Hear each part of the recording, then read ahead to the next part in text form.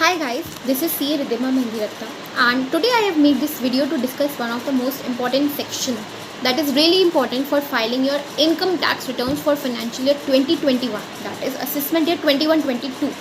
So ये section है section 115 BAC जो insert हुआ था in Union Budget 2020 last year. So it takes effect from financial year 2021. Yeah, that is 1st April 2020 से ये section with effect from here. Okay. तो ये section important क्यों है? क्योंकि ये सेक्शन में हमारा new tax regime system introduce हुआ इस सेक्शन के थ्रू, जिसमें हमारे पास ऑप्शंस हैं कि अब हमको टैक्स ओल्ड सिस्टम के हिसाब से देना है या हमको टैक्स न्यू सिस्टम के हिसाब से देना है। तो ऑप्शन हम तभी एक्सरसाइज कर पाएंगे जब हमको पता होगा कि एक्चुअली में हमारे लिए बेनिफिशियल क्या है, ओल्ड या न्यू। अब न्यू की तरफ बढ़ने से पहले रिकॉल करते हैं ज़रा ओल्ड सिस्टम के स्लैब्स क्या थे। तो ओल्ड सिस्टम में अगर आपका जो इनकम है वो 0 to 2.5 लाख स्लैब के बीच में आता है देन नील टैक्स रेट है। अगर मोर देन 2.5 लाख से लेकर 5 लाख है तो आपको 5% का टैक्स पे करना है। More than 5 lakh and up to 10 lakh है तो आपको 20% का टैक्स पे करना है एंड मोर देन 10 लाख है तो 30% का। यही बेसिक स्लैब बढ़कर 3 लाख हो जाता है for senior citizens and 5 lakh for the super senior citizens. अब बात करते हैं न्यू सिस्टम में। तो न्यू सिस्टम सबसे पहले ये कौन कौन लोग ले सकते हैं? तो it is only applicable for individual and HUF। Individual और HUF के पास ही ये न्यू सिस्टम को ऑप्ट करने का ऑप्शन दिया गया है। नेक्स्ट इसका बेनिफिट क्या है? इसका मोस्ट इंपॉर्टेंट बेनिफिट ये है कि इसमें मोर स्लैब्स बनाए गए हैं एंड इसमें विथ रिड्यूस्ड टैक्स रेट्स। जहाँ ओल्ड सिस्टम में हमें 5%, 20% एंड 30% ये 3 रेट ही मिलते थे, वहीं न्यू सिस्टम में हमें ज़्यादा रेट्स मिले हैं विद लोअर स्लैब्स। जैसे कि अगर आपका इनकम फ्रॉम 0 to 2.5 लाख है तो नील टैक्स रेट है। अगर 2.5 लाख से ज़्यादा एंड अप टू 5 लाख तक है तो आपको 5% टैक्स रेट पे करना है। ये तो सेम रहा न्यू और ओल्ड में। अब आते हैं न्यू, जो न्यू स्लैब्स हैं यहाँ से स्टार्ट होते हैं, यानी कि अब अगर आपका इनकम मोर देन 5 लाख है एंड अप टू 7.5 लाख है तो आपको 10% का टैक्स लगेगा, जो पुराने सिस्टम में 20% हो जाता था अगर आपकी इनकम मोर देन 5 लाख हो जाती है। नाउ अगर आपकी income more than 7.5 lakh to 10 lakh तक रहती है तो यहाँ पर आपको 15% का टैक्स पे करना है। अगर आपकी इनकम मोर देन 10 लाख से अप टू 12,50,000 तक रहती है तो आपको 20% का टैक्स पे करना है। एंड आपकी इनकम इफ मोर देन 12,50,000 से लेकर अप टू 15 लाख है तो आपको 25% का टैक्स पे करना है। और आपकी इनकम इंक्रीज होकर मोर देन 15 लाख के स्लैब से क्रॉस करती है तो 30% का टैक्स एप्लीकेबल होगा। तो सिर्फ टैक्स रेट और स्लैब कंपेयर करके तो लग रहा है कि न्यू बेटर है, न्यू पर ही जाना चाहिए।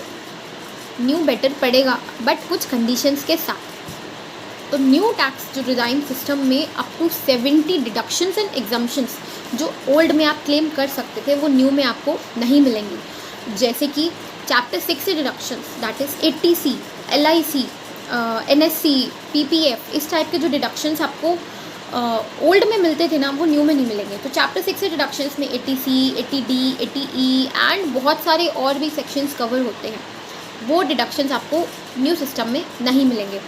उसमें एक्सेप्शन बस 2 डिडक्शंस का है दैट इज़ 80CCD2, यानी कि contribution to certain pension funds by employer. Employ का नहीं, एम्प्लॉयर का कंट्रीब्यूशन, उसका डिडक्शन न्यू में भी मिलेगा।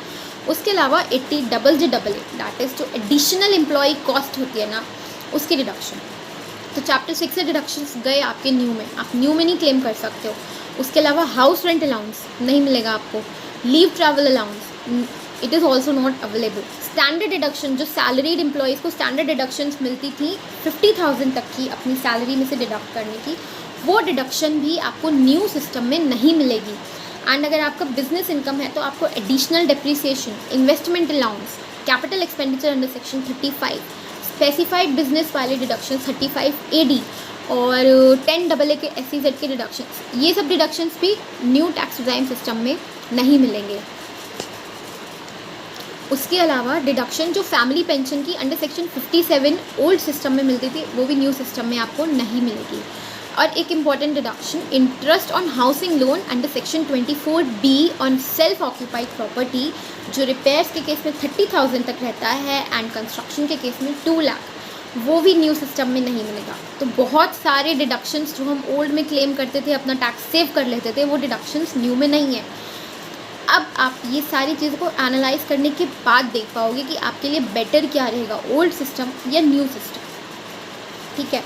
एंड इसमें एक चीज़ और, अगर आप सैलरीड एम्प्लॉई हो तो आपको at the beginning of the financial year अपने एम्प्लॉयर को इंटीमेट करना पड़ेगा that whether you are going to opt for the new system और द ओल्ड सिस्टम, क्योंकि आपका TDS उसी अकॉर्डिंग डिडक्ट किया जाएगा। एंड इफ़ आप इंटीमेट नहीं करते हो तो ओल्ड सिस्टम से ही आपका TDS डिडक्ट होगा राउंड द ईयर। तो यहाँ पर ये सवाल आता है कि अगर मैंने at the beginning of financial year अपने एम्प्लॉयर को इंटीमेट नहीं करा अबाउट कि I want to take the new tax regime system, तो क्या रिटर्न फाइलिंग कंपलसरी हो गया ओल्ड में ही देने का? The answer is no. CBDT ने यहाँ पे एक न्यू फॉर्म इंसर्ट किया है दैट इज़ फॉर्म 10IE। इसके थ्रू आप ऑप्ट इन कर सकते हो for the new system eight the time of filing your income tax returns. यानी कि जो सैलरीड इंडिविजुअल्स ने इंटीमेट नहीं किया अपने एम्प्लॉयर को at the beginning of financial year, उन लोगों के पास at the time of filing of their income tax return ये ऑप्शन है कि वो न्यू सिस्टम ऑप्ट कर सकते हैं। और सैलरीड इंडिविजुअल्स के लिए एक और बेनिफिट भी है कि उनके पास हर साल ये ऑप्शन रहेगा opt in and opt out करने का। अगर आपको न्यू सिस्टम ऑप्ट इन करना है तो फॉर्म 10IE आपको फिल करना है, उसमें डिक्लेयर करना है that you are opting for the new system and accordingly आप अपनी रिटर्न न्यू सिस्टम के हिसाब से फाइल कर सकते हो।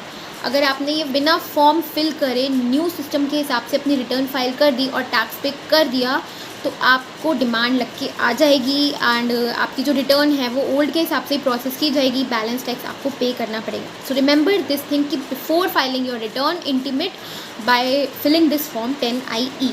सो ये तो बात है सैलरीड इंडिविजुअल्स के लिए कि आपके पास तो हर साल चॉइस है, आप हर साल क्या करो, अपना टोटल इनकम इन्वेस्टमेंट्स कैलकुलेट देखो, अपना टैक्स कैलकुलेट करो और जिस सिस्टम में कम आ रहा है ओल्ड में और न्यू में उसके अकॉर्डिंग ऑप्ट कर लो। सो ये एक बहुत बढ़िया सिस्टम है, बहुत स्पेशल मतलब बहुत अच्छा बेनिफिट है for the salaried individuals. But यही अगर इंडिविजुअल्स एंड HUF जिनकी बिजनेस इनकम है दैट इज PGBP इनकम है, profit and gains from business और प्रोफेशन, उनको ये हर साल ऑप्ट इन ऑप्ट आउट ऑप्शन नहीं दिया गया। अगर आपने एक बार ऑप्ट इन कर लिया for the new system and उसके बाद आपको लगता है यार ये न्यू सिस्टम बेनिफिशियल नहीं है, मेरी डिडक्शन ज़्यादा रहती है, मेरा टैक्स तो ओल्ड में ही कमाने वाला था, तो once in a lifetime आपके पास एक ऑप्ट आउट ऑप्शन रहता है, यानी कि आप अब न्यू सिस्टम से ऑप्ट आउट कर सकते हो। But if you once opted out from the new system, आप दोबारा इसमें ऑप्ट इन कभी नहीं कर सकते। So remember be careful while opting for the new system. अगर आपके डिडक्शंस नहीं हैं, अगर आपके इन्वेस्टमेंट्स नहीं है, तभी आपको न्यू सिस्टम बेनिफिट देगा, वरना ओल्ड ज़्यादा बेनिफिशियल रहेगा। सो अकॉर्डिंगली प्लान करो बिफोर फाइलिंग और इनकम टैक्स रिटर्न्स कि न्यू बेटर है या ओल्ड बेटर है। Specially for the salaried employees जिनकी सैलरी इनकम है, जिनकी कोई बिजनेस इनकम नहीं रहती है, उनके लिए ये न्यू सिस्टम बहुत बेनिफिट है। और आपके पास तो हर साल एक ऑप्शन है कि यार इस साल मुझे ऑप्ट इन लेना है या ऑप्ट आउट लेना है। ऑप्ट आउट के लिए कुछ करने की ज़रूरत नहीं है, आप फॉर्म 10IE फिल मत करो एंड आप अपना रिटर्न ओल्ड सिस्टम से फाइल कर दो। बट अगर आपको न्यू सिस्टम लेना है तो before filing your income tax return do declare by filing this form, वरना आपका जब प्रोसेसिंग के टाइम पे वो ओल्ड से ही प्रोसेस करेंगे एंड फिर डिमांड लग के आएगा रिटर्न में। ओके, सो बी अकॉर्डिंगली आप अपने इन्वेस्टमेंट्स प्लान करो। अगर आप इन्वेस्टमेंट्स कम करते हो तो आपको न्यू सिस्टम ही बेटर रहेगा, बट अगर आपके इन्वेस्टमेंट्स अच्छे रहते हैं तो ओल्ड सिस्टम ज़्यादा बेनिफिट देगा। Okay, so all the best and keep investing, keep planning and keep saving your taxes. Bye bye.